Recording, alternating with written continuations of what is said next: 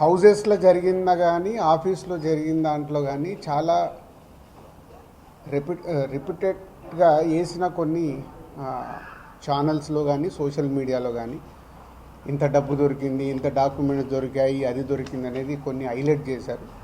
ఎక్కడ కూడా మా దగ్గర డబ్బు కానీ డాక్యుమెంట్స్ కానీ ఐడెంటిఫై కానీ మా దగ్గర నుంచి వాళ్ళు తీసుకున్నది కానీ లేదు.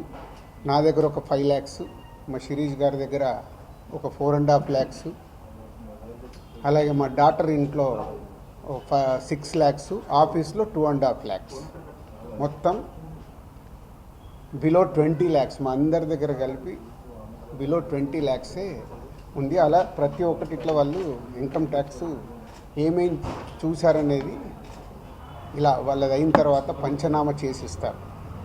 సో క్యాష్ రూపంలో అది. అలాగే 5 సంవత్సరాల నుంచి మేము ఎక్కడ ప్రాపర్టీస్ కానీ వేరే దాంట్లో ఇన్వెస్ట్మెంట్ చేయడం కానీ ఎక్కడ ఏమీ జరగలేదు.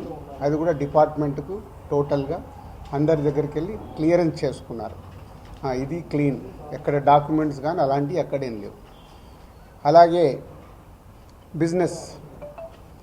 బిజినెస్ దాంట్లో ప్రొడక్షను, డిస్ట్రిబ్యూషను, థియేటర్ సైడ్ ఉన్నాం కాబట్టి వాళ్ళకి అన్నీ డీటెయిల్గా కావాలి.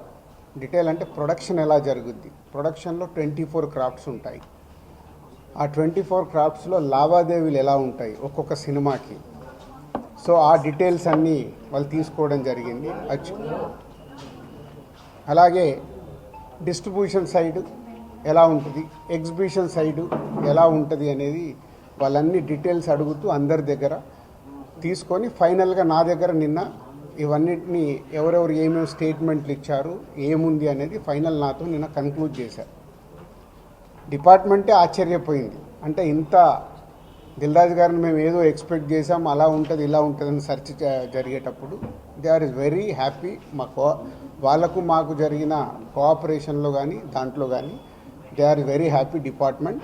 ఫర్దర్గా ఆడిటర్స్ డిపార్ట్మెంట్ ఉన్నదాని మీద వాళ్ళు క్లారిటీ చేసుకుంటారు.